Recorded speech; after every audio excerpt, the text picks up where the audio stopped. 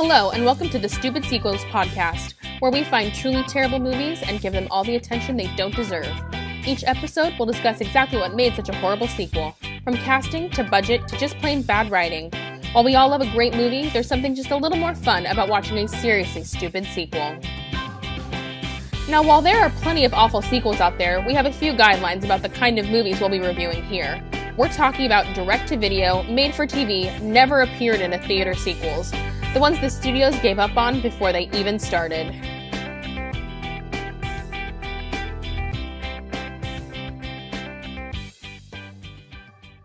This week, my guest is Vino, and we'll be discussing Fox and the Hound 2, the sequel to Fox and the Hound, based on the novel by Daniel Maddox, which was written in 1967. Hello, Vino. How are you doing? I'm doing really well. How about you? I'm good. So, in a small departure from how we usually go in this podcast, I would like to tell the story of how we met, because it's just weird enough. I met my guest on Tinder. I know what you're thinking. It's not that. So he had a blog in which it was 50 first dates, essentially, and it was like, hey, you want to go on 50 first dates? It's just for my blog. And I was like, yeah, okay. And all of my friends were convinced you were crazy and that I was crazy, and they were right.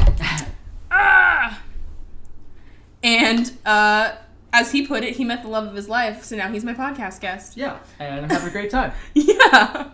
And I just poured hot chocolate all over my own podcast mic. I'm a professional. All right, so you picked this movie. Like, truck on through. I'm going to truck on through. Awesome. So you picked this podcast, like this movie, yes, 2 months ago. You were ready.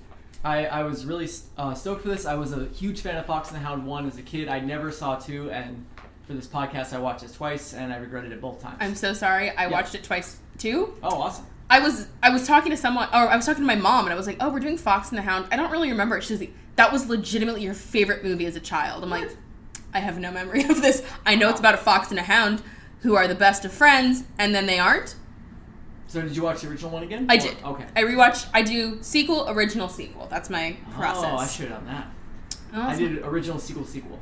Oh, see, sometimes I do the original again, just like get the tasted bad out of my mouth. That's probably that helps a lot with really bad ones. I had to do that for Cruel Intentions and American Psycho. Gotcha. I don't want to get into it right now, but I thought the original one, after watching it again, was also not a great movie.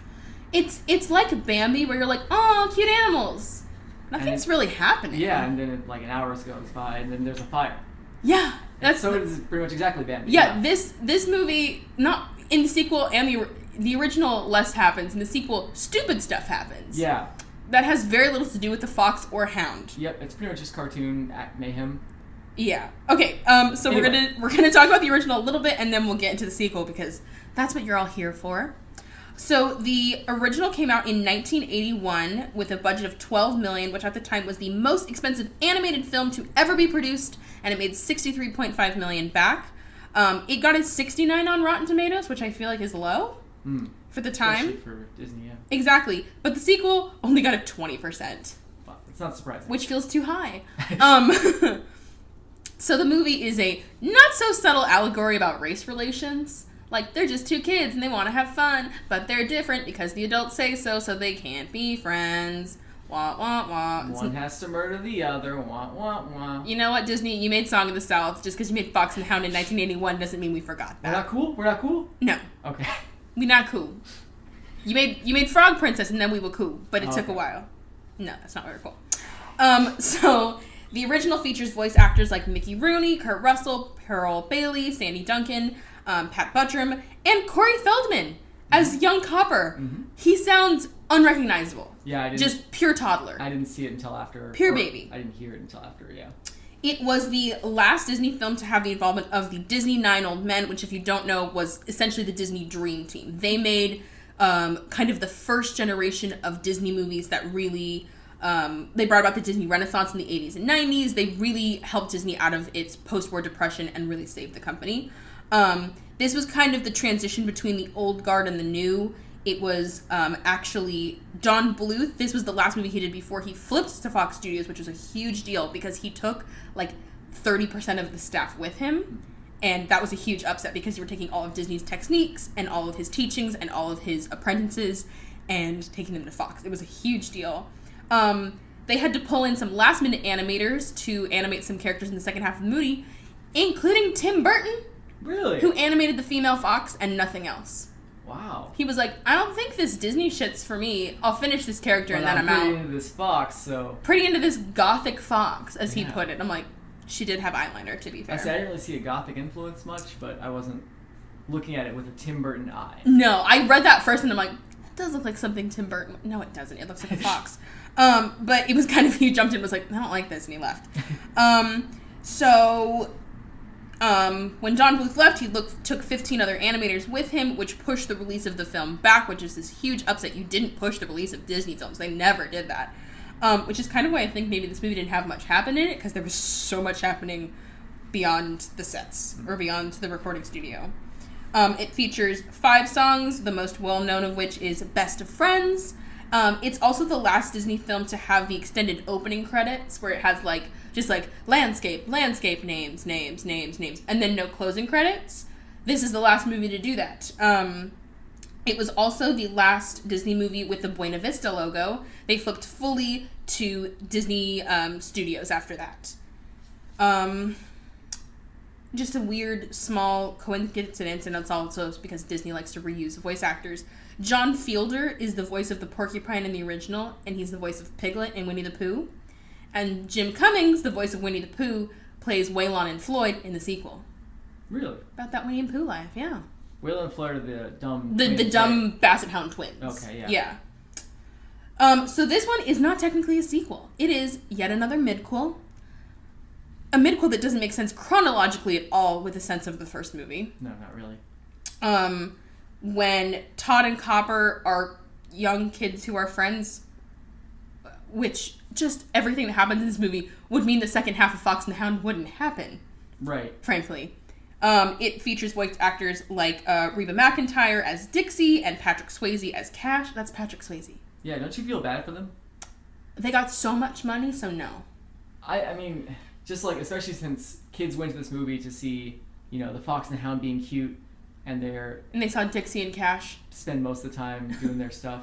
But if I was Reba McEntire or if I was Patrick Swayze, and I would feel like I was second band to these kids that didn't even do anything in the movie. It's like the Fox and the Hound, not Dixie and Cash. Yeah, but also what these actors always say is I wanted to do a movie that my kids could watch.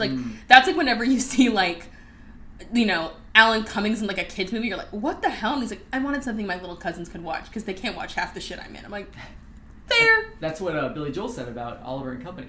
I love Oliver and Company. Me too. I'm so happy there's not a sequel to it, but I'm kind of sad because I'll never get to review it for this podcast. So this sequel has 12 songs, as it's largely just a recording opportunity for Reba McEntire. Yeah. That's pretty much what this movie was for. And it is the final film to use Walt Disney Pictures Presents. Really? You're talking about the sequel? Yes. Okay. So the first one was the last one to use it. It was the first one to use it, and the sequel was the last one to use it, which is just a weird... Very bookend. Yeah. Weird bookend. And Cash is named after the country singer Johnny Cash. Yeah. All right. So what made you love the original so much? I really love the kind of tension and darkness of it. Mm-hmm. I was hoping to see a smidge of that in the sequel. Nope. Yeah, not even a tiny bit. Nope. There's a total lack of any sort of menace in anything that happens in the second movie at all. Even when there's a gun involved, it's always pointed 90 degrees away from any living thing at all times. Literally, there's a situation where dozens of people should be dying. Yeah.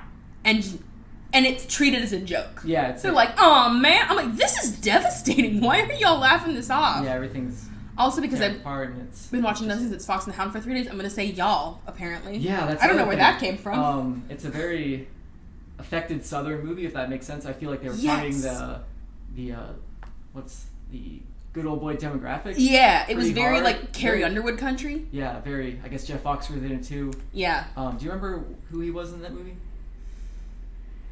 I think he's the voice of the Talent Scout.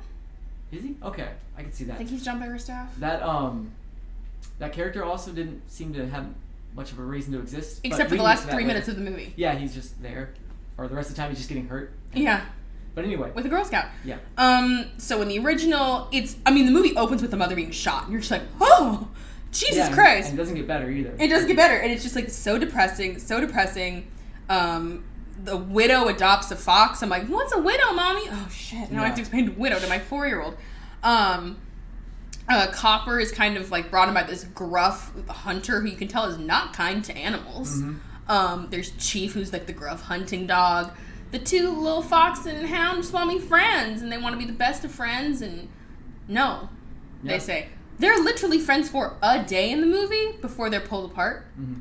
So I don't understand where in the timeline the sequel was supposed to happen. Well, another thing that I thought was kind of weird about Fox and the Hound 2 is that the events of Fox and the Hound 2 take place over like maybe 12 hours.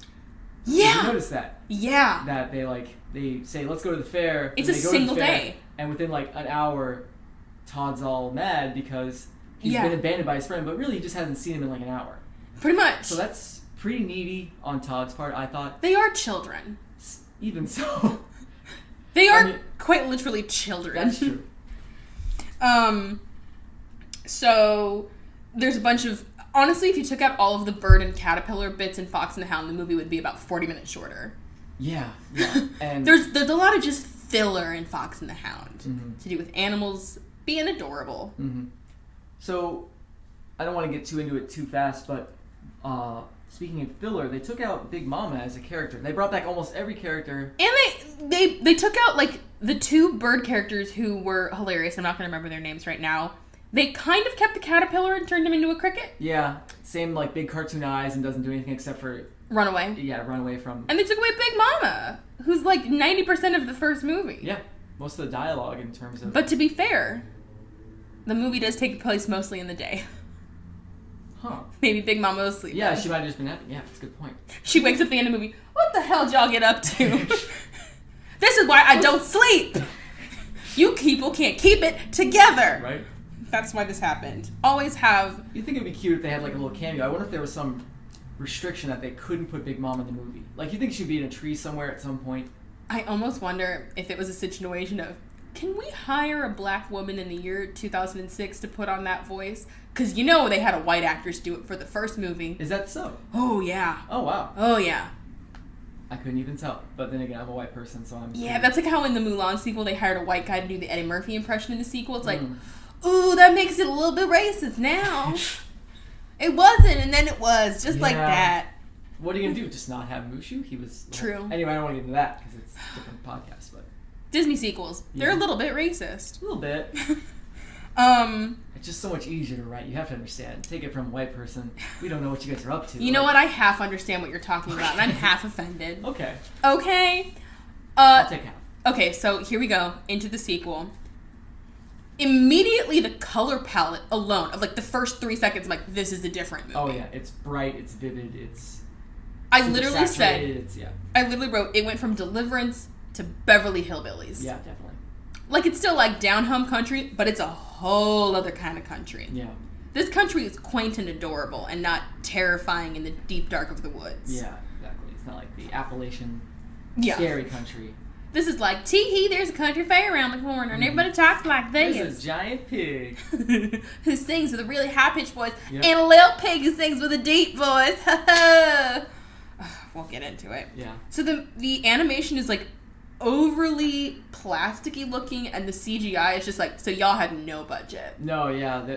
One thing I noted that the CGI often will run at a different frame rate than the animation. Yeah. Making it look extremely jarring. It's so it's like all of the carnival rides were CGI against a painted background. I'm like, these things don't exist in the same universe. Yeah, it looks wrong. The painted background is different than the foreground, like the foreground characters, so even that's jarring. But when you have the CGI and it's like 3 different studios working on this and then just shift it in without anyone paying attention. They wanted to give this a studio release. Really? This movie is 68 minutes long. And that's including like credits. That's including credits. The credits are a good 9 minutes. So this movie is under an hour long. Man. And that's the only reason I'm like, oh, there's no more plot in it. I'm like, really? There wasn't much plot in the whole thing anyway, but you went with that. Yeah. So this movie is a lot more like frantic and playful, where the last one I felt a lot like darker and like contemplative, like we live here out in the wilderness and we became animals ourselves. And this was just like, haha, we're playing against a butterfly, yay! Yeah, exactly. It's the first one's a lot more Don Bluth. It is a lot more Saturday morning Disney. Don Bluth, goddammit, you took your darkness and you made Anastasia, which as of today is now a Disney princess. Is she? Because Disney bought Fox. They can just buy princesses, huh? Well, you know who's also a princess, and I fully stole this from Reddit, so don't give me shit. So, the Alien franchise belongs to Fox. There's an Alien Queen. Does that mean the alien itself? The Alien Queen is a Disney princess. Wow. Interesting. Like Leia and Padme Does that... and Anastasia. So, this is probably already established, but then, I mean, Leia's a Disney princess? She is. Okay, and she... So, Todd and Copper are chasing a cricket. I will warn you now, I will continually flip Todd and Copper's names. Because I feel like Copper makes way more sense as a name for a fox. Really? I thought Copper is a classic dog name. Like a copper color. Sure, but, old Copper here, he's been around the family for 10 years. I know, and it does make sense, but, I'm going to name you Todd because you're like a toddler. Which is literally the reason the widow gives for naming him Todd. I'm like, as he is literally an infant now, yes, Maybe she just names everything she gets toddler. I'm going to name this bird Feathery because he's all feathery. Oh, Widow Tweed. What's your name? It's Widow because my husband died. What was your name before that? Wife? Wife Tweed. I wore a lot of tweed. Oh, this poor woman. So they're chasing a cricket around. They're being adorable. They do this thing almost called... immediately the sock breath joke. Yeah. It's like this kind of gross out humor that starts... Your bed smells like dirty socks. Ha ha. Exactly. Just right off the bat, it's a wholly different kind of humor. Yeah. I wouldn't say there was much humor at all in the first one, except for the birds chasing the worm. Yeah, that's why the birds existed, purely for the comic relief, to keep the movie otherwise light. It was just like non-stop depression. Yeah, shittiness happening to animals. And they do this adorable thing where they shake on it because people shake hands, but they shake because they're dogs and foxes. And as an added bonus, after they shake, the fox poofs up. It's a great visual gag. And the dog's ears are all flopped to one side. They only do the joke 6 times, guys. Yep. One time, please literally, put this on a t-shirt. Please sell it. Literally 2 minutes apart from each other. Literally, they do shake on it. There are 4 lines of dialogue, and then they do shake on it again, in case you forgot how adorable it was. Yeah, it was extremely cute. Painfully so. Painfully cute. Name of the episode. Also a lot of wacky faces. Just in general, as so many. Yeah, there's just a beat where there normally would be a joke, and a character just makes a face or something like that. Yeah. I think that might be I don't know who started that. Was that Pixar that started doing that first? I think it's more DreamWorks. I was going to say DreamWorks. That's what DreamWorks. Yeah. There's literally the DreamWorks face, which is that snarky smile with the eyebrow. And every character in a DreamWorks movie does it. Yeah. Yeah. Literally, as you guys know, one of the parts of our podcast is favorite quotes. I had a lot of trouble with the sequel because there's hardly any lines. It's just a lot of visual humor. Yeah, there's a lot of that. Humor. I definitely have a favorite being quote generous. Give an hour later. Yeah. We do it we do it at the very end. Okay.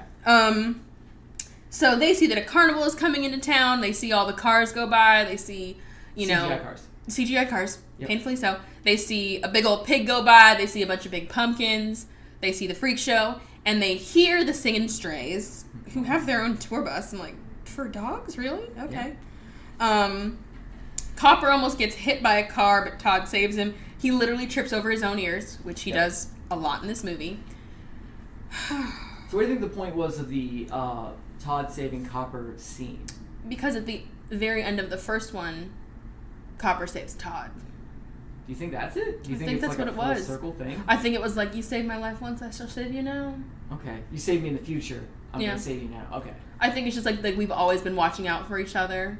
Remember how depressing the old one was? Look, we almost killed a dog. No, we didn't. Now, hold on, because I don't want to get bogged down, but the first one, the fox saved the hound, and the hound saves the fox, and the fox saved the hound again. Yeah. So, I feel like they're square. They're square now. Movie. Yeah. Which is why they just walk away at the end. Okay.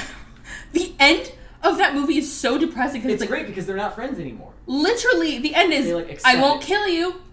I won't kill you. Are we going to be friends again? No.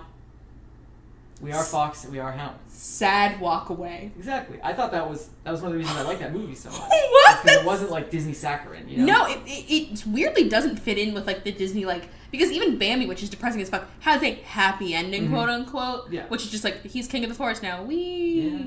This one is we got attacked by a husk of a forest. We got attacked by a bear, and no one died. Except the bear.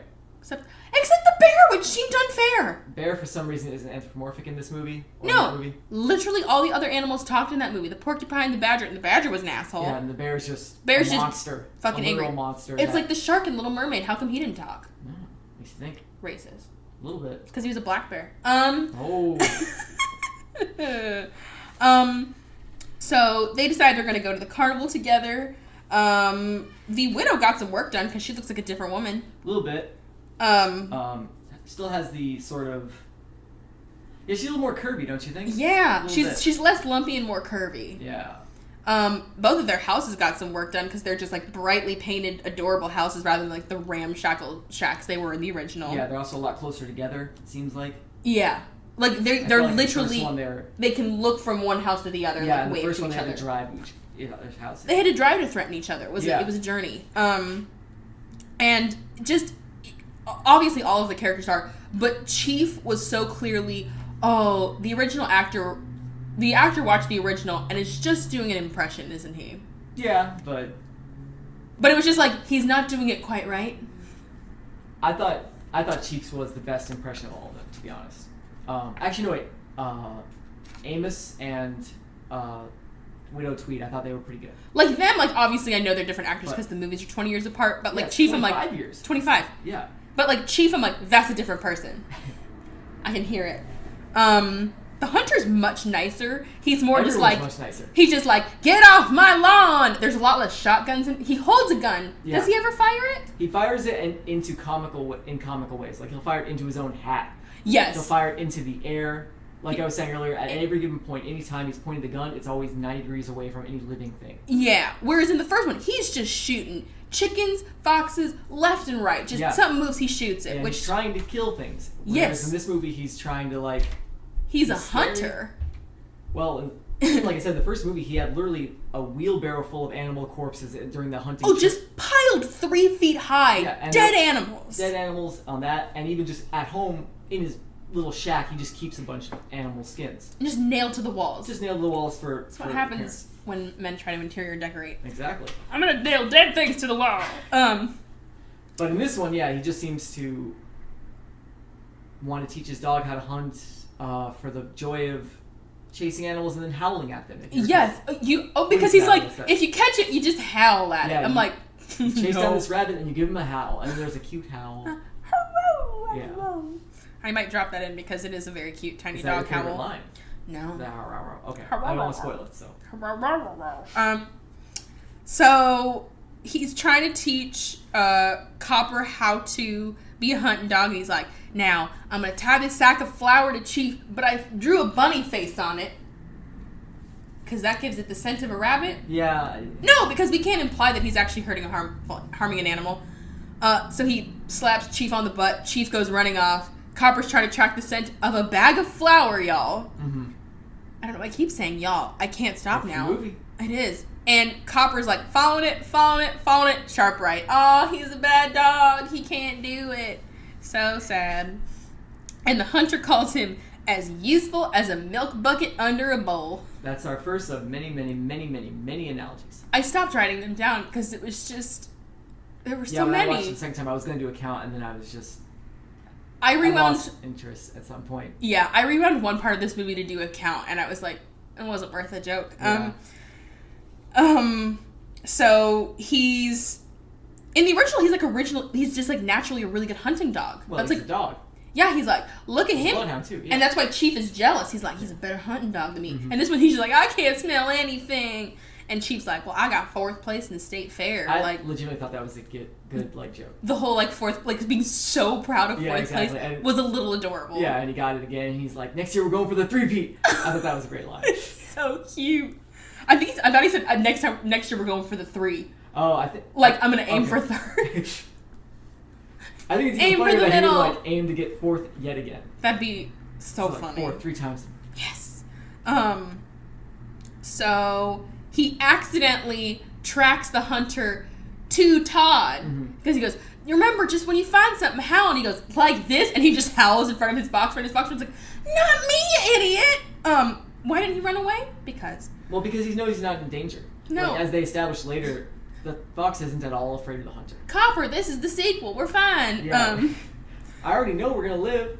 And they literally do the same slapstick stunt that they did in the first one, where the fox runs through the barn and he upsets all the chickens and they kick over the milk bucket, and then they just add 13 more layers of slapstick on top of it. Yeah, it never ends. Because the bucket gets caught on his head, and then he gets the bucket off his head, and he's backwards on a cow, and then he runs into a beehive, and then he gets the beehive off his head, and it catapults him into the pig pile. I'm not exaggerating. Yeah, it's all these things. And at a certain point, even the fox and the dog and the other dog are like watching this in amazement, and they're friends now because they're watching all the mayhem. Yeah. And that's a joke. They're literally just sitting off to the side like, this is funny. Yeah.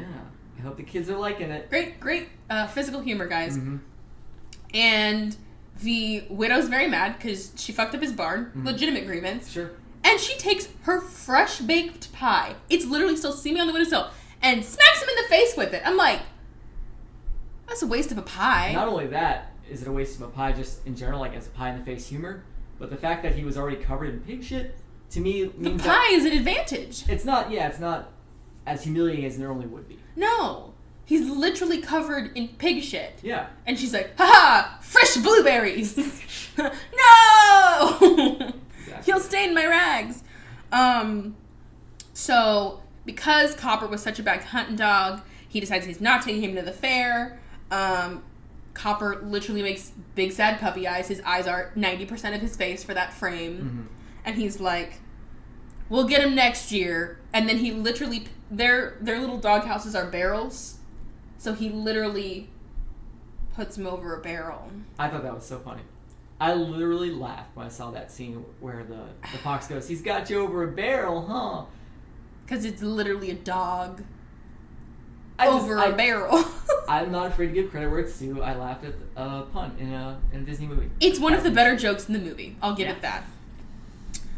So Todd tries to make him feel better. He's not very good at it. So he's like, we're going to go to the carnival. And he pops his collar right off of him, which is important later. Yeah, story point. And they go running off to the fair. How do they know where it is? We don't know.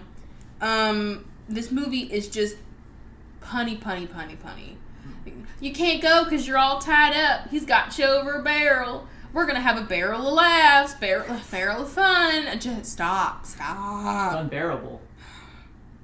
That one was mine. It was. Can't decide if I'm impressed or angry. Well, that one wasn't even in my notes, so I think impressed. Okay, anyway. then I'm impressed. If you wrote it down ahead of time, I give you less credit. So the carnival is just all the animations together, and it looks so wrong. Oh, yeah. It's a painted animation with an animated foreground with CGI moving carnival rides, and all the people are animated. Mm-hmm. The main characters aren't, yeah. It's so bad. Lighting is inconsistent, as you would expect from like different studios just throwing things together at the last minute. There's no shadows. Yeah. Did you notice that? During like the nighttime scenes, there's some, but yeah, usually there's all flat. In the daytime, there is just light in all directions, like everyone's carrying around bounce cards. Mm-hmm. There's no shadows at this fair. Yeah. Just light. Which I didn't like. I'm like, why does it look so Oh, because there's no shadows. Yeah. It's that Saturday morning cartoon fake cheapness that it's one of the many things that you can. Which I have to say, the animation in the original is gorgeous. Yeah. That original like ink and pen drawing is beautiful. Depressing, beautiful. So they hear the singing strays, and so Todd says it sounds like someone stepped on their own tail. And then there's the sexy dog, Dixie.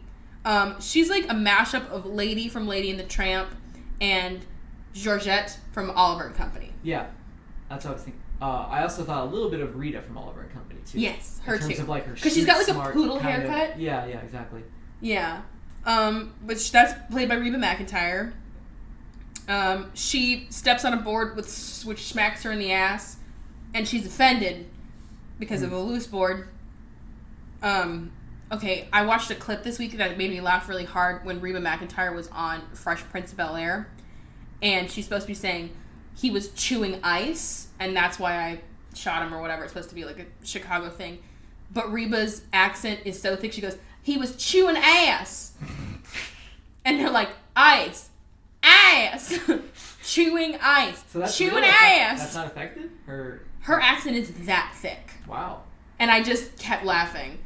because that was very early 90s. It's cleared up a lot by now. Okay. Because she was like a nobody actor when she was doing that, but just I kept hearing her chewing ass. So something I've been meaning to ask: at what point in Reba McEntire's career did this movie come out? Was she a has-been by then, or was she? I think it was while her sitcom was happening. Okay, I didn't know she had it. All About Reba. Ask Reba.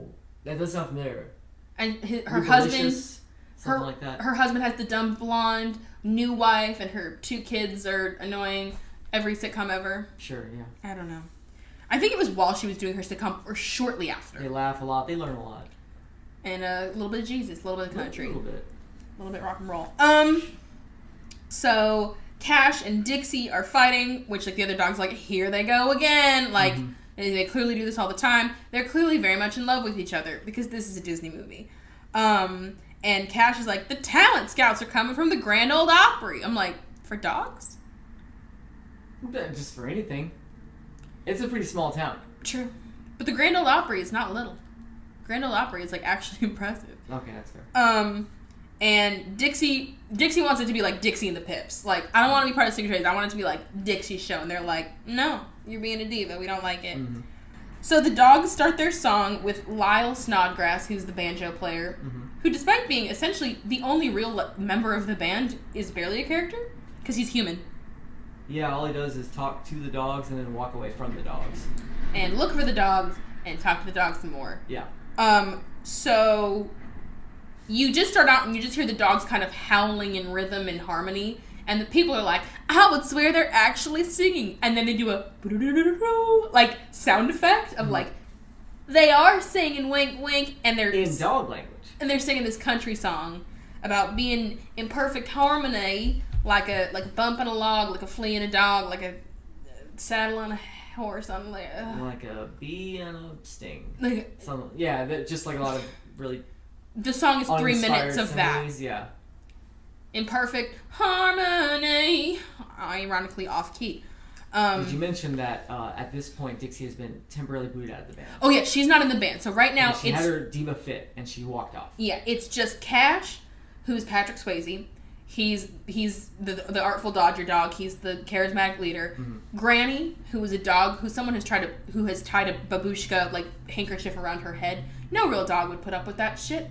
And 2 twin dogs who are Basset Hounds, Waylon and Floyd, and they're like the idiot twins. Yeah, we can talk about their roles in the band. So there's the dumb 2 dogs that are just dumb. Yeah. There's Cash, who's the smart leader, and Granny doesn't seem to have any points except for occasionally she makes gross out humor, like she'll scratch her butt or burp. Yeah, and she can't really sing. Yeah. Like, that's constantly like, oh, Granny, you can't hit the note. Why is she in the band? So... She's a stray, we have to let her in, that's the rules. That's the rules. So they're like, well, wait, who's going to take Dixie solo? And Dixie looks all self-satisfied, like, who is going to take my song? He's Granny will take it, which is clearly a joke because Granny can't sing. So they get to the point in the song where Granny's supposed to sing, and she's off-key. So Copper just hops on stage and starts singing. Yeah, what's amazing is that they seem to think that Copper is at least passable on singing. Yeah. And later on they ask Todd if he can sing and he like comically sings badly, but they're both as actual child actors outside the movie very bad at singing. Yes. Whereas, especially when you're up against Reba McEntire as an accomplished country singer, it's weird. And Patrick Swayze, who does have a singing career. Yeah. Don't forget that. It's strange that, like, you remember Lion King, right? They had Jonathan Taylor Thomas as a kid. They cast him as Simba because he could actually sing, right? Mm-hmm. So why they couldn't find any child actor that could hold a note for a movie that's literally about singing. Yeah, because strange to me. I get when like you cast like the big name for the recognition, like oh we're gonna cast Jonathan Taylor Thomas because all of our kids love Jonathan Taylor Thomas, and they'll go see this movie and they don't really care if he can't sing. But they cast 2 nobodies who also couldn't sing. Yeah. Were they just the very cheapest kids, or were they like the producer's kids? Probably. Yeah. I could make a really awful joke right now, but I'm not going to. Can I guess that it would be topical? Yeah. Okay. Harvey Weinstein. Yeah. So he's just being adorable, singing his little puppy voice out, and the crowd loves it because he's a puppy. Yeah.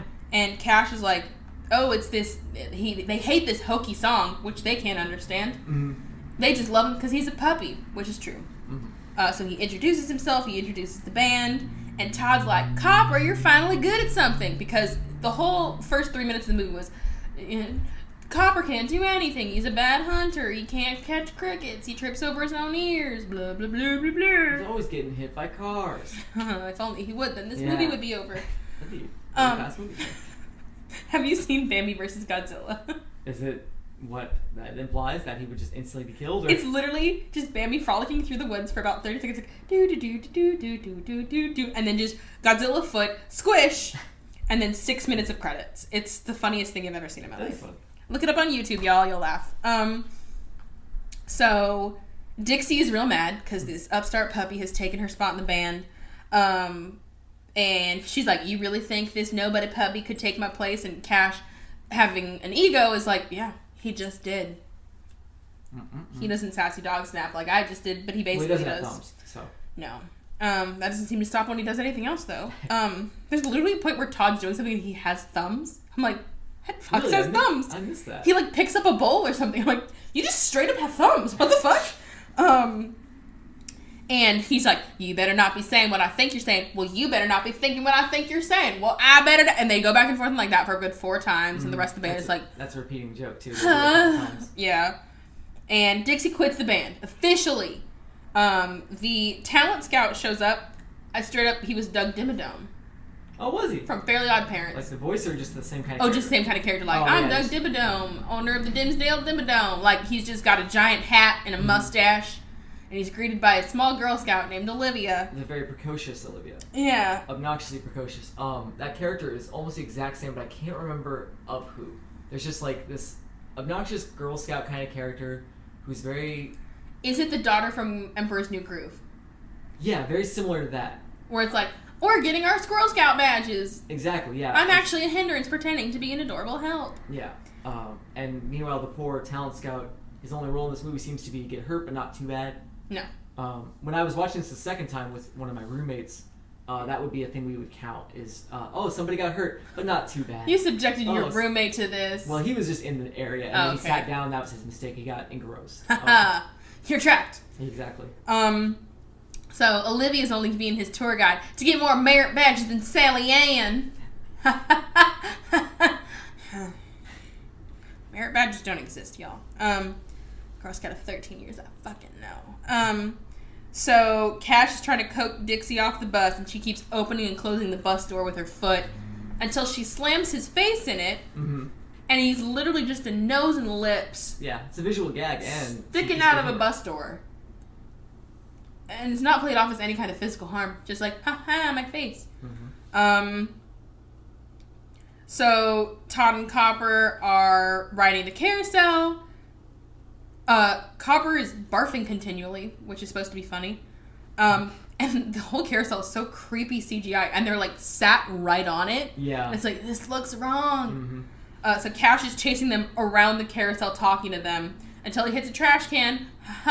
Physical comedy. And he's like, Copper, join the band. And he's like, can Todd join?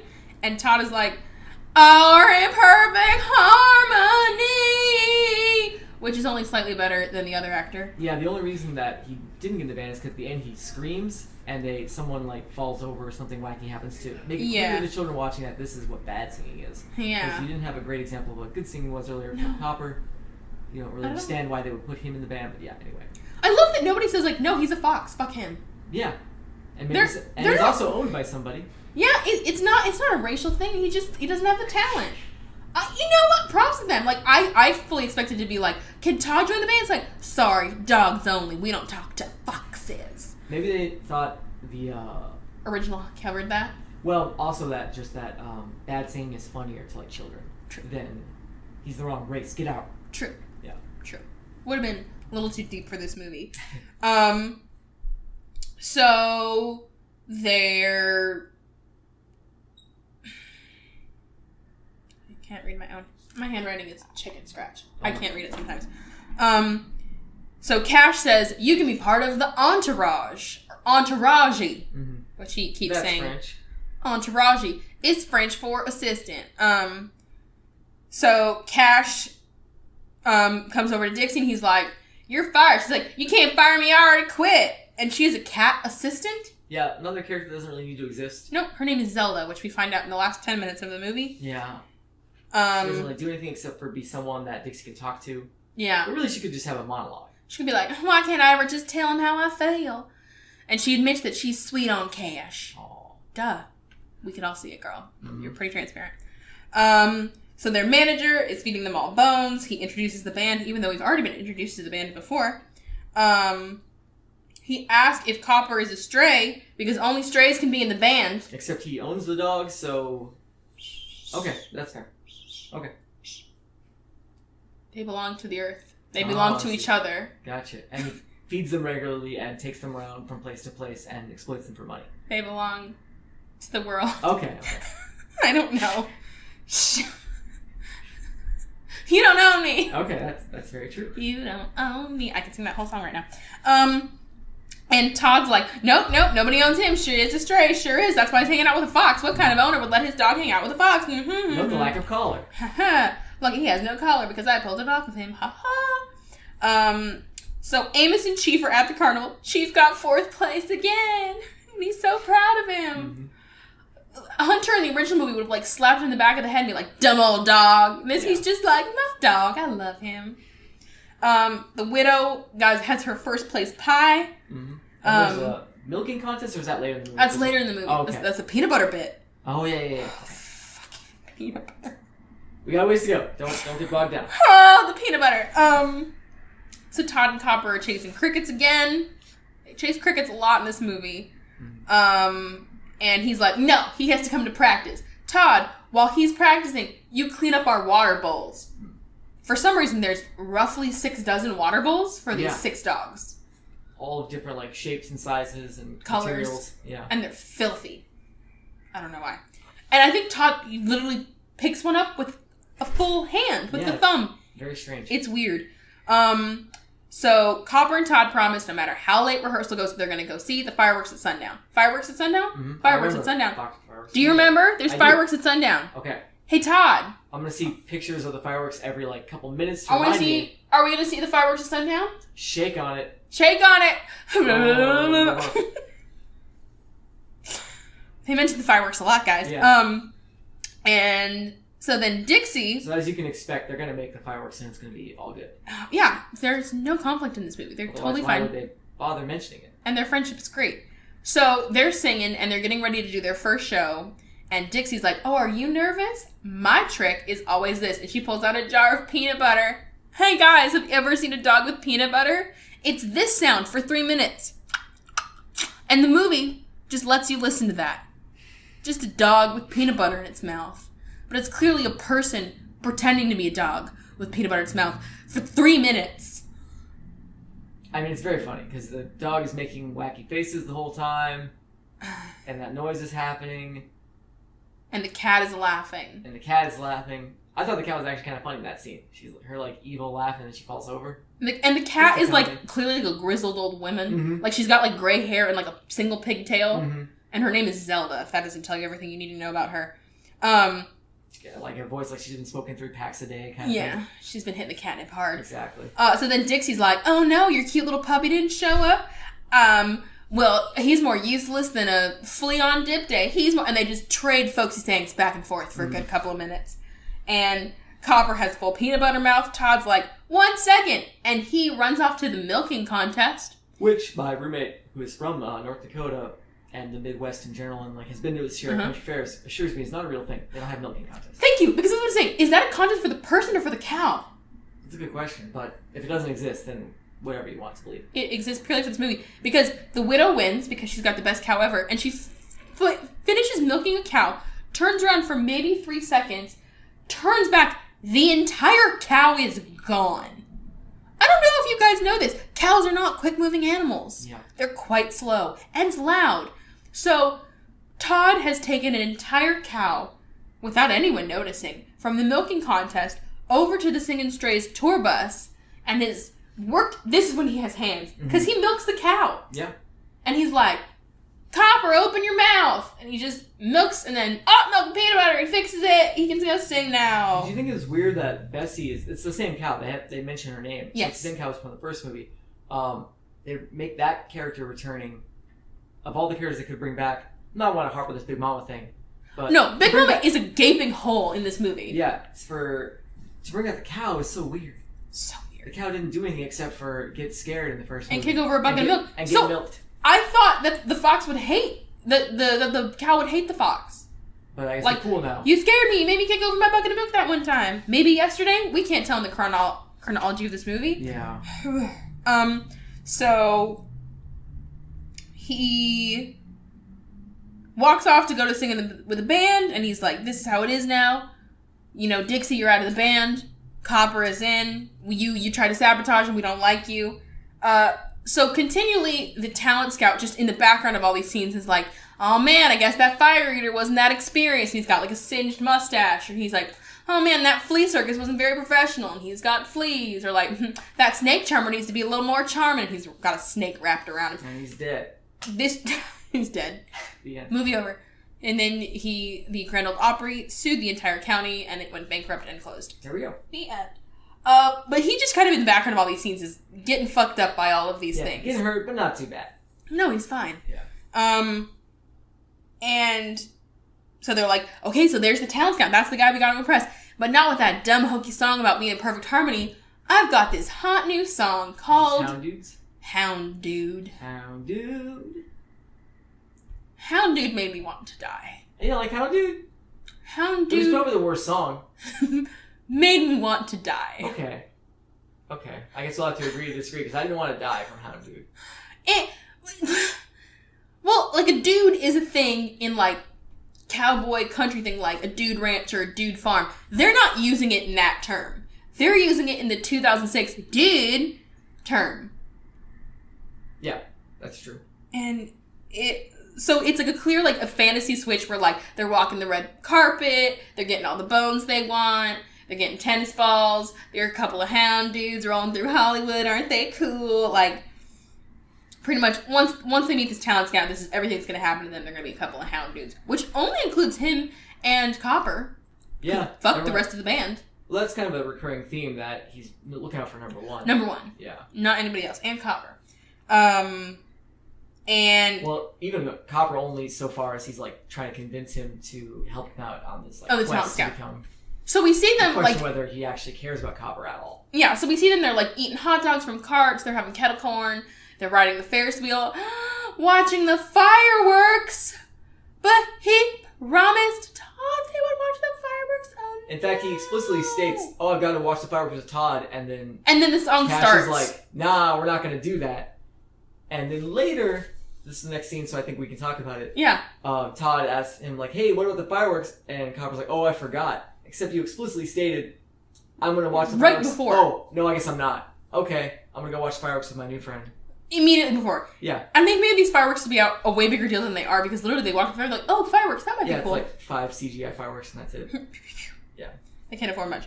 And, so now Copper is dropping country sayings. He's like, I'm sorrier than a frog in a stew, or something like that. And Todd's like, you're not sorry, you're just a dumb dog. Which is like, whoa. Yeah. Don't call him dumb. You can't use that word. That's his word. He wants to hang out with his friend, but he's got to go back to rehearsal. There's a lot of rehearsing in this movie. Dixie is eating dog treats, which Zelda slaps word from her saying, they'll go straight to your hips. Yeah. Because dogs can't hit that. And she sees Todd being all sad, and she's like, this is how it is now. He's part of the band, and the band's all that matters, and blah, blah, blah. The band manager swaps from a banjo to guitar for this song only, and Dixie sings Lonely at the Top. My favorite song in this movie. I think Reba McEntire blows away. Did you like the line, good doggy, no bone? I liked it, especially with the very erotic spanking motion that she does. This is an extremely sexy song. They say good doggy, no bone. I counted 19 times in a row at the end of the song. Well, that's because it's that good of a line.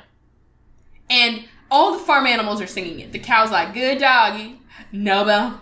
And then the chickens are like, good doggy, no bone. And then there's Big Pig, and he says, good doggy. And the little pig goes, no bone.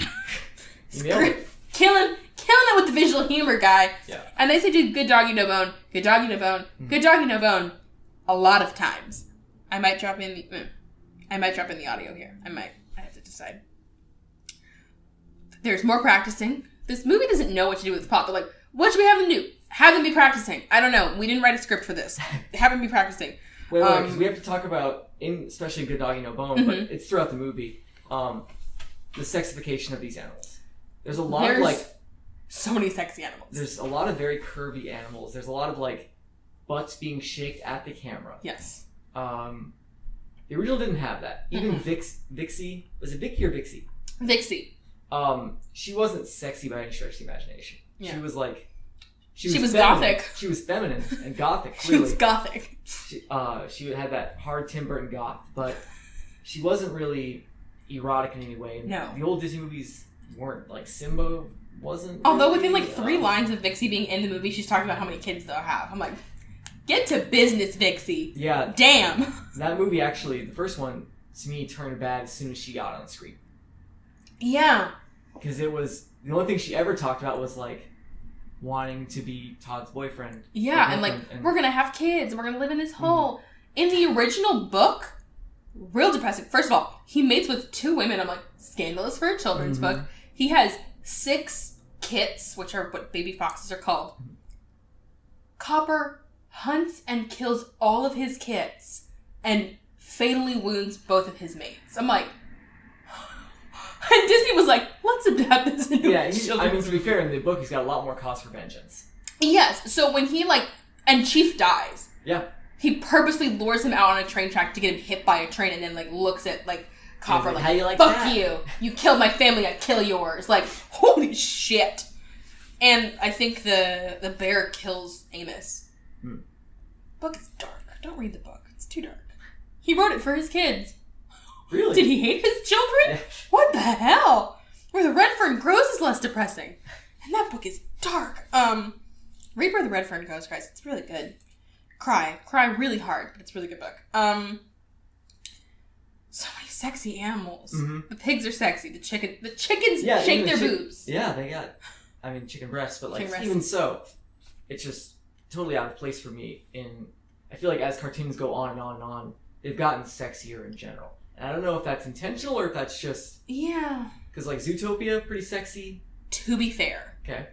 Robin Hood was just sexy. And that was, like, the 1960s. I'm trying to think. There's Maid Marian, but she's not really curvy. She's not curvy. But, like, the fox who plays Robin Hood is very just, like, winky. He is seductive, straight up. Oh, he's, like, suave. I see what you're saying. He is. Like, every little girl's like, he's an animal. I'll take your word for it. Feeling it. Because I was, as, like... a heterosexual male. Yeah. I didn't feel much for Maid Marian. But how about Nala? No, not at all. None? She was just like, I guess that one scene where she's on her back and she's like got those bedroom eyes. Every guy I know is like, at first it was like, ooh, Nala's making some eyes and I don't know what it means, but I like it. Yeah, it's awakening something in me. I need a cat.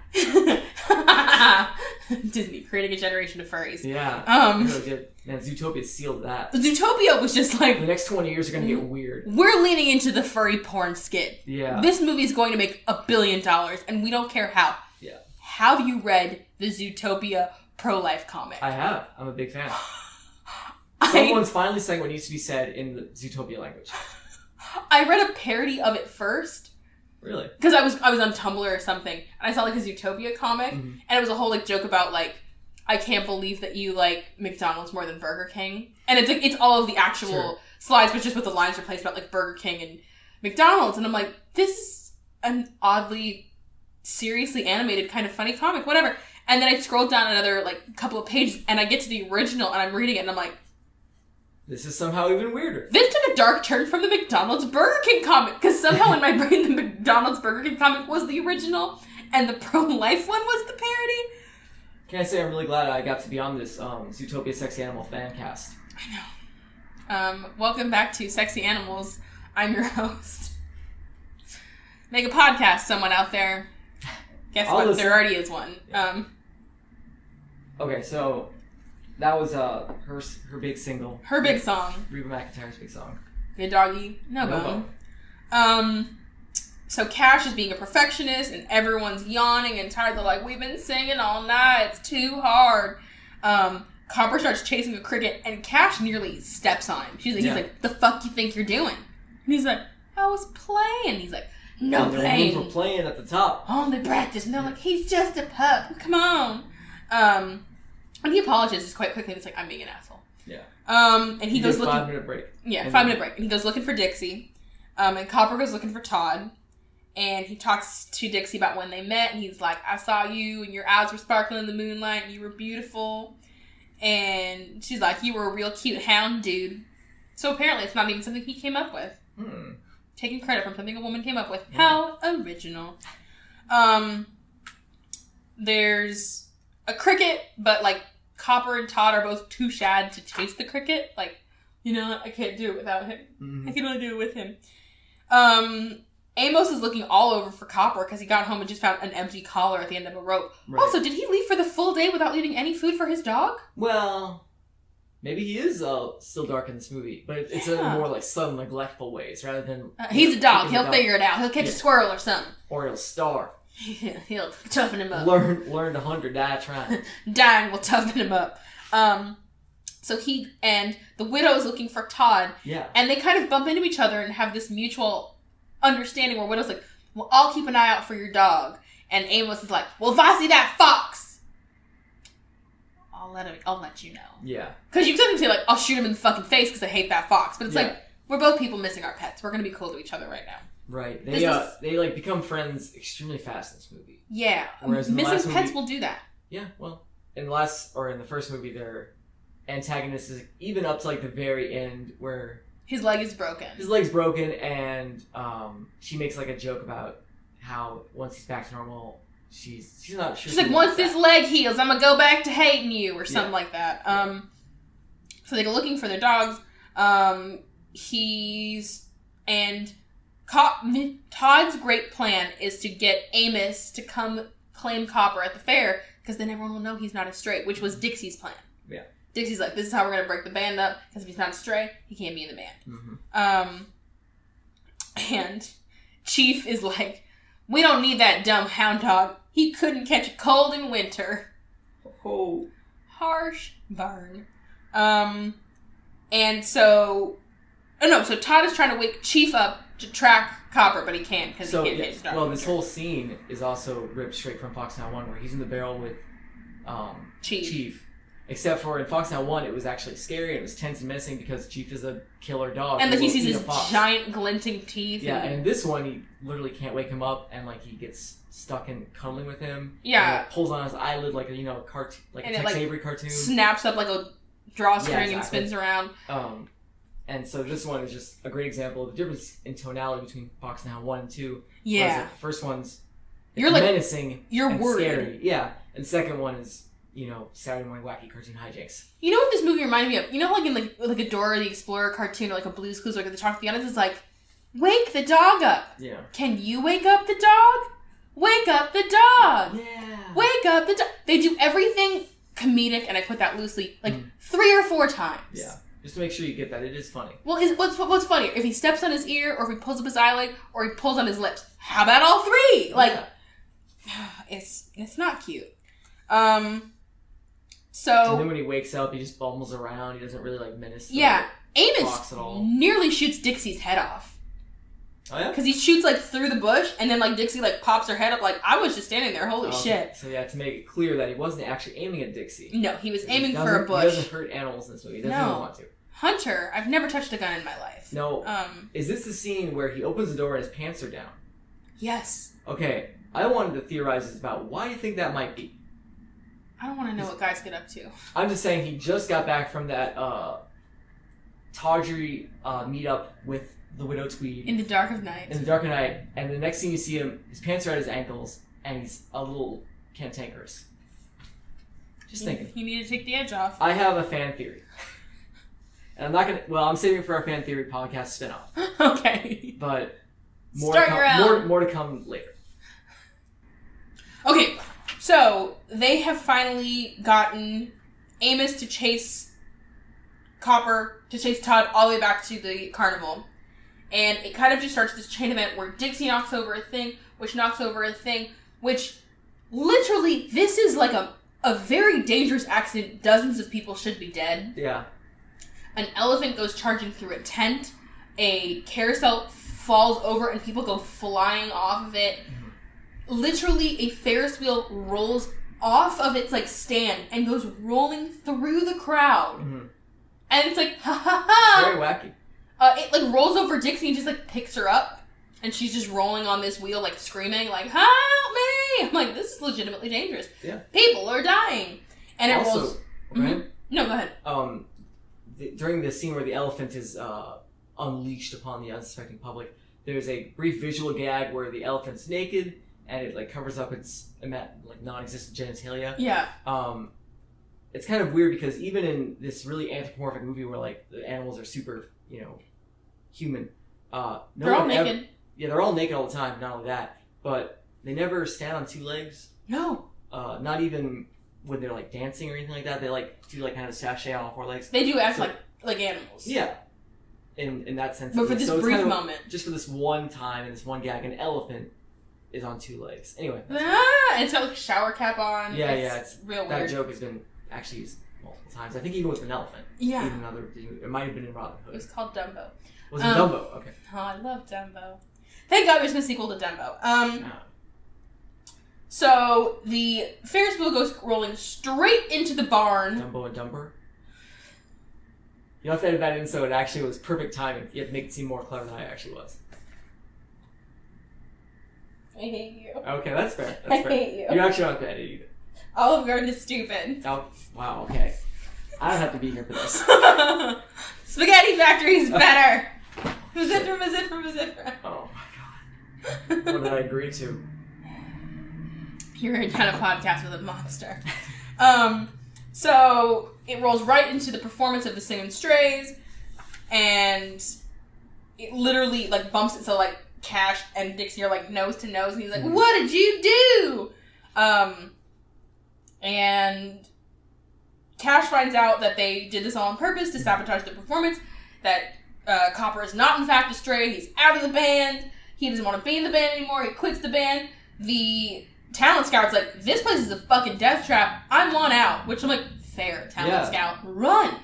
You should have run 3 acts ago. And Olivia's like, y'all have a good time now. Like, literally, there's one part where like the carnival is falling apart and a bag of popcorn falls into Olivia's hands and she just like eats the popcorn and watches the chaos unfold around her. Yeah. I'm like, Olivia's a little bit of a sociopath. A little bit. I like to watch them burn. Yeah, that's kind of a gift material too, the popcorn. Popcorn. Yeah. Someone who knows how to make gifts, make one for me. I only have audio engineers. Thank you, Francis. I don't mean only. You're my hero. Please continue to edit my podcast. Love you. He was the guest on the Mulan episode. Oh, I like his work. Yay, Francis! So Cash tells Copper to go, that they're going home, that he's going home, that he's fired. Granny, Waylon, and Floyd all quit. They're like, this used to be fun. Now it's just about the show, and I hate it. Todd apologizes to Copper. He didn't mean for all this to happen, except yes, he did. This is exactly what he wanted. This carnival is wrecked. People's livelihoods are ruined. And they're like, but these 2 dogs are having a real fight. Yeah. They've been fighting for like 3 hours now. Guys, their friendship, which is maybe a day old, is ruined. Copper looks at a very sad Dixie and is like, this is all her plan, but I just wanted you back, blah, blah, blah. And Todd's like, we're not friends anymore. Mm-hmm. Fuck you. The cricket's like trying to get them to chase. And like there's a part where like it's all just like very sad music and like Copper like looks into like his reflection is like, oh, I'm afraid of my reflection. And like Dixie looks into like the side of a car door and it's like, oh, I can't look at my reflection. Yeah, don't forget it's raining at this point. Oh, yes. Favorite line of the movie. Yeah. Oh, is that your favorite line? We have the same favorite line? No, it's not mine. I'm just... but I had a feeling it might be yours. Favorite line of the movie. So literally like, band's broken up, I hate everyone. Literally thunder cracks and it starts raining. And one of the dumb basset hounds looks at the other and goes, Waylon, how come it always starts raining when sad stuff happens? I don't know. It always does. Meta! I love it! Favorite line of the whole movie. Yeah, very fourth wall. Ah, so good. And like even the cricket gets a mournful puddle to look into. Because this has been real hard on the cricket. He has no one to chase him. What's the point of living? Crickets have a 3-day lifespan. I don't know actually. So Copper comes to Todd and he's like, are we still friends? And he's like, no, you fucked this all up. Just kidding. they're totally fine because they're dogs and they're toddlers. And he's like, I've been acting like a real cabbage head. Yep, that's a great line. So Todd has gotten the hat from the talent agent because they were driving down the road at the same time, and their cars almost crashed, and the hat fell off of the talent scout's head and into the widow's car. As it does. There's a very cute shot of a fox wearing a giant cowboy hat that made me laugh.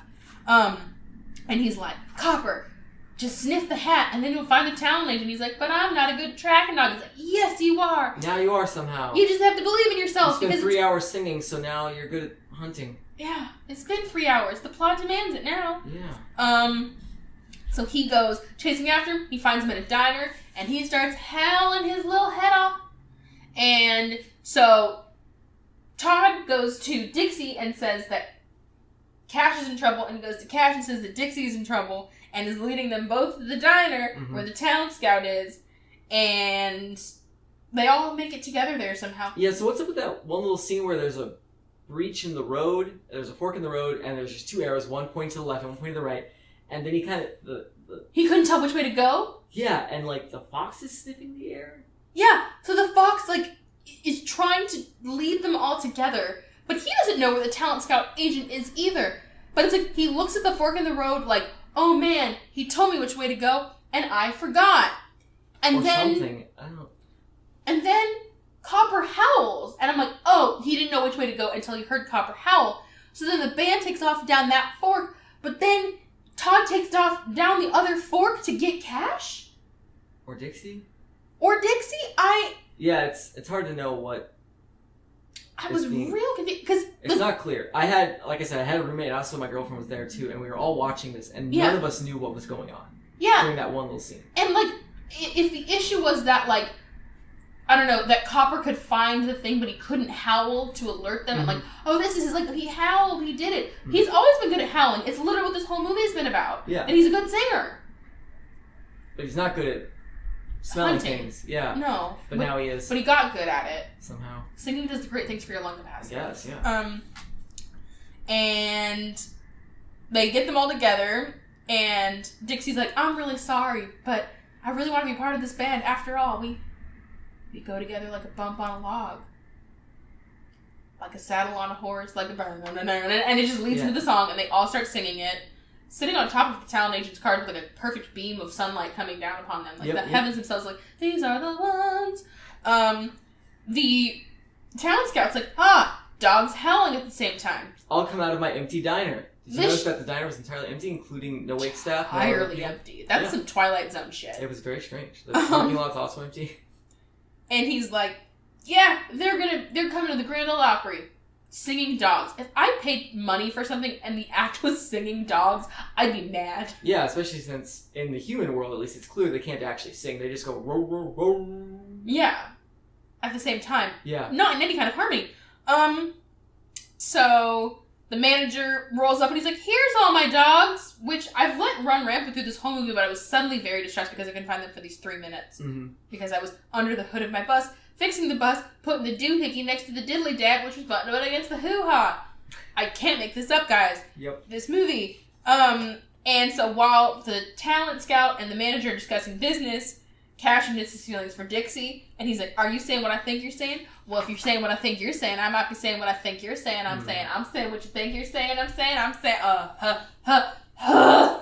They think this is funny. Well, it's not. It's not. You're not the target audience. I mean, it is for children. I like a lot of Disney movies, okay? Okay. I will watch Finding Nemo and Bambi and Lion King till the cows come home. So you do this podcast and I don't, so you probably know a little more about it. Yeah. Why don't they make sequels, good sequels? Why does Disney just like throw their potential into the garbage? Money. They have like a whole separate studio, right, for just the VHS, direct to VHS. Yes. Essentially what it is essentially what I think happened with this movie is they'll come up with a plot to a movie. They're like, hey, what if there was a movie about singing dogs? And they're like, who would go see a singing dog movie? What if we named that singing dog movie Fox and the Hound 2?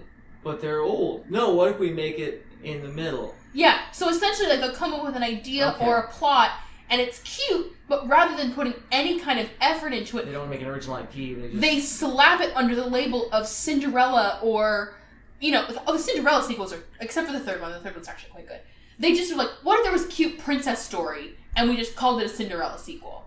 And because it has Cinderella under it, hundreds of thousands of people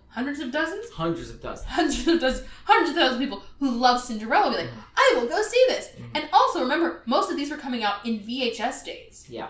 Pre-internet. So you couldn't I'm old enough to remember. How's Fox and the Hound doing? Oh, the reviews are shit. I won't go see this. You just had a 6-year-old You'll going, see it on the Blockbuster Mom, shelf. I love Fox and the Hound. Buy Fox and the Hound for me. It's I got want Todd it. on the cover. Yeah. So kind of now in this age of the internet, you don't see as many of these shitty direct-to-video sequels. There's like the Tinkerbell sequels, but those come out on TV, and they actually do quite well. But kind of this has nothing to do with anything sequels. They don't really happen that much more. I think because of the advent of things like Netflix and the internet, where it's like, no, I don't want to see it. It sounds terrible. I question that maybe you're just not seeing them because you're not the target audience. You're not looking in the places that, like, say, children do. Do you go to, like, video rental stores and look in the kids section? Maybe it's clogged full of... Is there a video rental store open in the year 2017? Okay, maybe they don't exist anymore. Where do kids watch movies? Where do kids... Not you and me. We go to Netflix. iPads. Okay, so they're on their iPad. So what you should do is, like, you should open the YouTube Kids app and, like, see what kids are watching. Creepy pseudo Elsa porn. Other than Elsa porn. I know about that. Elsa Gate, people. Google it. It's fucking weird. Right? And literally the only reason they're doing it is to get views to make money. Like, just make it a weird, dumb video. Or is that the only reason they're doing it? Well, also, or is it a conspiracy? There is a whole conspiracy that they're, like, grooming children for pedophilia rings. I think that's more likely. Is that, like, children will normalize sexual behavior. And I love being on this Elsa Gate fan cast. You know what? This podcast has tangents. Okay. Get with it. I've only ever seen one. Yeah. But I mean, there are... The one we just published, the Beauty and the Beast Enchanted Christmas. From the get, they're like, this is a direct-to-video sequel. It is not going to be in a theater. They recorded all the songs with a live orchestra with the live singers. They got the entire original living cast back. That's pretty cool. They got freaking Tim Curry to come back as one of the villains. Is it as good as the original? No. Is it a great movie? It's pretty good.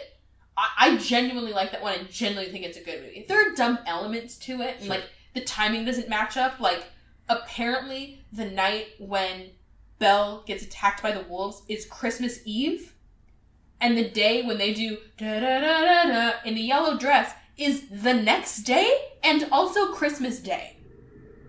Okay. That's some timeline fuckery. Well, it was a busy night. But it's a cute movie. Apart from, like, the timeline fuckery, like, we just wanted it to, like, end with this button of, like, the song that you guys all love. It was pretty good. They got Bernadette Peters in it. They got this timeline fuckery in Fox Now too. Yeah. Because if you think about, like, how the fact that it took place over 12 hours, not just in terms of all my friendships ruined in the last 2 hours, but also the fact that they have the whole training montage for the Hound as he, like, learns to sing and be part of the band and all that. Yeah. And this is all taking place over maybe, like, this montage might be actually taking place in real time. There's no time lapse at all. Yes, and Fox and the Hound, them being together as friends as kids, is maybe only 1 or 2 days. Immediately the hunter sees his dog playing with his fox, like, no, we're going to training camp. I'm going to teach you to learn how to kill. Yeah, and he, like, takes him away right away, and, like, it's the life cycle of a caterpillar. Those things don't live for years and years. Yeah. It's literally taking place in the... So, I have a fan theory now. Yeah. On the chronology of Fox and the Hound versus Fox and the Hound 2. I think Fox and the Hound 2 is designed to be watched under the assumption that your children are watching this movie because you watch Fox and the Hound 1 and you turn it off halfway through because you know what's going to happen. So... Fair. So you watch Fox and the Hound 1, the Fox and the Hound meet, they're like, oh, they're best friends. You turn off the movie. You put in Fox and the Hound 2. And then you turn off Fox and the Hound 2. And you never speak And then your Fox kid's and like, this movie's dumb. I would not like to see anymore. And then problem solved. You have to ask, well, whatever happened to Fox and the Hound? But it seems to be a trend of Disney sequels where they're like, let's make the humor, I want to say anthropomorphic, that's not correct. Juvenile and stupid? Incorrect for its time period. Time period, huh? I'm not sure what you mean. Okay, so in Cinderella, which presumably takes place during, like, 16th century Yeah, it seems Middle Dutch Ages kind of thing. There's a Ferris wheel. Is there? Yeah. In the original one? No, in the sequel. Okay, In the I've never sequel. seen the sequel. And, like, in Mulan 2, like, it's kind of that, like, genie humor where, like, they make references to things that haven't happened yet. Mm-hmm. Which, like, in Aladdin, it's funny because he's a cosmic being and blah, blah, blah. But it's like, Mulan, too, is like, we're all in the King Dynasty, and you're making references to Elvis. Mm. Yeah, why? That takes me out of it. And, like, it only seems to happen in the Disney sequels where it's, like, it's lazy humor, mm-hmm. where it's like, well, this thing will be funny. That doesn't make sense for the time period. We don't care. Yeah. And what's really embarrassing is the fact that they probably wrote those in for the adults watching it. Yes. Because the kids aren't going to catch like an Elvis reference. They're not going to catch like a Richard Nixon reference like Genie would make. Yeah. So, and it's like, I don't actually appreciate that as an adult or someone who's posing as one. And it almost seems like Disney has realized that adults are just straight up watching cartoons now. Not like for their kids. Not with, like Zootopia felt like it was much more for adults than for children. Yeah. There were a lot more jokes a good movie that were... Zootopia was a great movie. I love Zootopia. But, like, a lot of the jokes and a lot of the references, like, what kid is going to know The Godfather? Mm-hmm. There's a whole Godfather sequence. And, like, there's a lot of, like, references to, like, really old movies, like, more, like, at a higher density mm-hmm. than I think I've seen in previous movies. Where it's like... I think that all started with Shrek. That's my theory. Well, Shrek... that started the whole thing. Yeah. True. But, I mean, like... Toy Story 3, it's like, if I was a 7-year-old, it's like, childhood ends when you go to college and you can't take those things with you. It's like, I'm 6? I'm not quite ready for that. Like, that movie seemed for the 25-year-olds who saw the originals when they were kids. Mm-hmm. Like, that sequel seemed very much built for the adults who grew up with the franchise. Yeah. And I wonder if The Incredibles will do the same. But The Incredibles isn't doing the time jump forward. I haven't really followed The Incredibles, the sequel's coming out in June or July of next year, 2018. Okay. And it like takes place immediately, like you know, like the first one ends with like they're about to like fight like the Underminer or whatever. Sure. The second just starts with them fighting the Underminer. Okay. It's not like 10 years later. I'm like, interesting move. We got really off topic. We did. Disney sequels. Why? And so Todd and Copper decide that they can indeed be friends again. Mm-hmm. But only for the next couple days because they will be killing each other shortly. Yeah. Trying to. They're like, he's like, you're not going to go with the band? He goes, are you kidding me? I gotta go learn to kill. There's... And Todd's like, yeah, I gotta get my dick wet. I gotta go meet a gothic fox in the woods. See you in a year. Bye! Did you detect anything ominous about the way he said, see you later? No, because they've got crickets to chase. Oh, yeah. It's all whimsy. I forget about the whimsy. Okay. And they, you know what they do? They shake on it. They shake on it. I actually wrote that one down. Yeah, final shake on it. Oh. And then it's like the combination, like, closing credits, final animation of, like, the Singing Strays are at the Grand Ole Opry. Amos and the Widow are baking a pie together. I'm like, a little bit of ghost going on right here. Yeah, that's... And that's like Patrick Swayze, so... Just both hands in the pie. Mm-hmm. And Todd and Copper are chasing crickets all over. But then the cricket rounds a corner and there's like 5,000 crickets. Right. 5,000 very creepy CGI animated crickets. And like the crickets seem to have been having fun with this whole time. Like that's because he knew his day of reckoning was coming. Like this cricket isn't like the caterpillar in the first movie. He's like, they're gonna fucking eat me. Yeah. Like he's like, are you gonna play? Are we playing? Are we chasing? And this is just like, shake them! And there's just like 1,000 crickets coming bouncing over it. In the first movie, it's very clear that the worm does not enjoy this. No. Because not only does he, try to get away as much as he can, when he gets the opportunity to go in the house for the winter and stay there, he does that. He doesn't come out until he's like forced out by the old. Yeah, he's not like, oh, my bird friends, I want to come say hi. Yeah, no, he wants to sit inside and not get eaten. Yeah. Which is legit. And then it just starts another compounding, like, physical comedy, to the point where literally they pan out and, like, it's a single shot in which Chief is tripping on apples, the Widow is chasing Amos around with a pie, and the Fox and the Hound are shaking on it. Like, all in one shot. Like, do you remember all of these physical jokes? And the movie goes black. And I'm like, sweet relief. Death has come. This is the kind of movie that was designed to have the tagline from a shitty reviewer from some nobody paper on the back that just says, ... great fun, ... No, so. It's ... great, ... fun, ... No, it's ... movie. A movie, ... I watched it. It sure was. So that's it. Yay. That's the non-ending. Yeah, I'm not gonna watch it again. Fox and the Hound 2. No. Was there a Fox and Hound 3 or anything like that? No. Okay. Well, if one comes out, I'll come back on your show. But if not, this was a lot of fun. Thanks for having me. Deal. You'll never see me again. Okay. So we are going to talk about our favorite quotes from the original and the sequel. Okay. So I cheat a little bit because I think songs count as quotes. Sure. So in the original, I'm straight up. My favorite line is, "I'm a hound dog." I'm a fox. My name's Todd. What's your name, kid?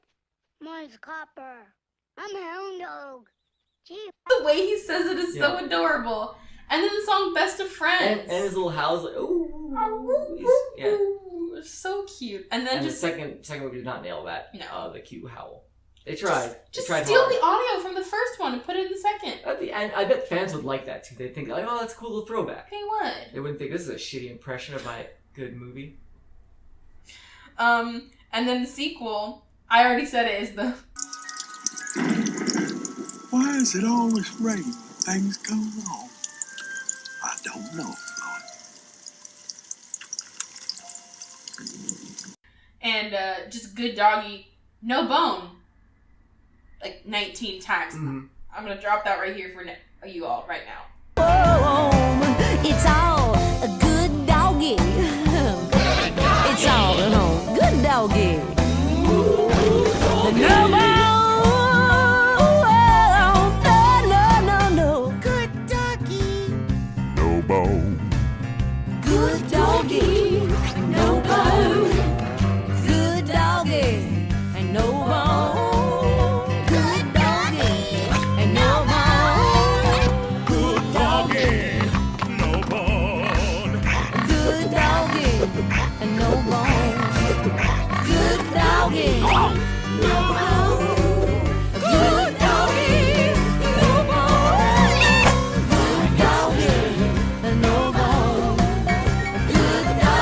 Not even a little bitty bone.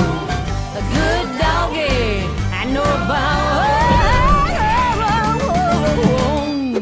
And no bone. Now that's a good little doggy. See, guys, it wasn't exaggerating. They just say the line over and over. So tough. I mean, if you're not actually watching the video footage and getting the sexy animals, you're really missing out on a big part of the movie. Pull it up on YouTube. Mm-hmm. Get it's some actually, tissue. it is on YouTube. I looked for it because I wanted to see if I could bring a clip, but then I saw that it's audio. Get some tissues and lotion and get ready for some sexy animals. Yeah. And it's like a 3-minute clip, so it's the perfect length. You'll be fine. We'll finish just at the end. Yes. What are your favorite lines? From the original, it was a Big Mama line, and Todd is asking if they're going to be friends forever. He won't ever change. I hope you're right, Todd. And we'll keep on being friends forever. Won't we, Big Mama? Darling, forever is a long, long time. And time has a way of changing things.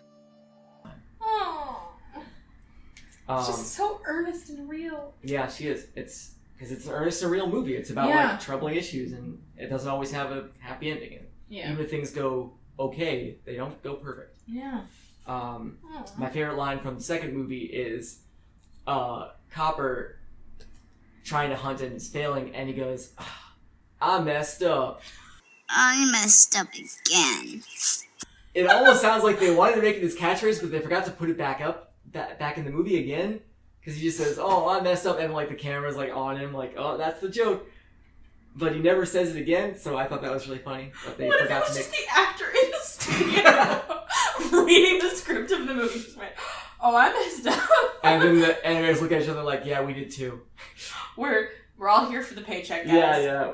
This is a huge mistake of a movie. Yeah. So really quick, just to wrap it up. So if any of you guys choose to watch this, don't. It's so bad. Yeah, watch the first one, and even that one's not great. No. It's not it's not a fantastic movie, but it is good. It is good. The animation is great. So we do a drinking game, essentially. So we'll come up with rules back and forth. So in the sequel, drink every time they shake on it. Okay. That's a good question. In the sequel, drink every time someone gets hurt, but not too bad. Drink every time a visual gag was repeated more than once just to make sure that you laughed? Let's see. I know this part of the podcast is coming. I spring it on people. Yeah, okay, that's fun. I'm having a great time. Are you stressed? A little bit. No, I'll figure it out. You have to give me a second. You might have to edit this humming and hawing out. I know. I issue a lot of silence out. I'm good. That's all right. Drink every time someone deliberately hurts someone else. Yeah, either physically or emotionally. Now, in the original, I'm gonna double up. In the original, drink every time someone legitimately tries to kill something else. Yeah, whole second half of the movie, you'll just be drinking. And yeah, in the first and the second movie, you won't ever drink. No. And there's a lot of just like slaps. Well, emotionally hurt, you'll drink a lot in the second. Sure. He tried to ruin his dreams. Yeah. Drink in the sequel every time. Now I put myself on the spot. I know this is coming and I don't prepare because I like to be in the same spot as my guest. Drink every time the hot mic accidentally picks up Jeff Fox for the asking for his check. Drink every time they trade folksy colloquialisms. Oh, wow. Colloquialisms. I'm an English major, guys. Yeah, any sort of simile, you're gonna die. Yeah. The entire song, in perfect harmony, you'll just be waterfalling. Let's see, in the original one, you could drink every time that there's a long, slow panning shot of the environment without anything really happening. Again, you'll be drinking a fair amount You'll of be drinking a lot, but you'll be appreciating the art. And that, to me, is what classic animation is really about. Yes, and as always, our final rule, drink every time you just want to turn the movie off. And then do, because you're not doing this podcast, and you can stop. Yeah, and you're only 2 minutes in, so you might as well. You've watched the opening 30 seconds. It's over for you. Yeah, you've already seen the CGI. You've already seen the garish colors. You've seen everything there is to see. Yep. All right, guys, that was the Stupid Sequels podcast. I'm plotting out movies for next year, but people's schedules are nuts. There is a Bring It On coming. I promise. Scheduling is just very tricky. She will bring it on again. I will bring it on again. I will bring it on in it to win it. I will fight to the finish. And worldwide cheer smack. Are you going to do like 5 episodes in a row, or is this going to be like a episode? No. 1 episode. Oh, okay. Check us out on Facebook. Check us out on Twitter. Check us out on Tumblr. Check us out on Reddit.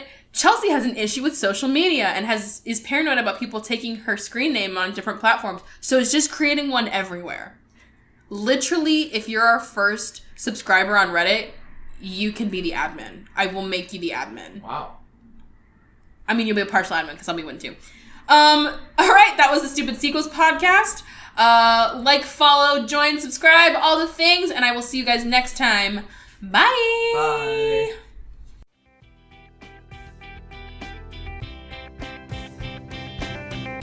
Thanks so much for listening to the Stupid Sequels podcast. Please subscribe and review so everyone can find us on iTunes. You can find us on Twitter at StupidSequels2 or email us at stupidsequelspodcast@gmail.com. Every episode is made possible by our sound engineer, Francis Gacod. Our logo was designed by Nicole Wiseman at Wise Shots, and you can find me online at Callie Blair on Twitter and pretty much everywhere else. And remember, even though these movies are stupid, deep down, we really love them.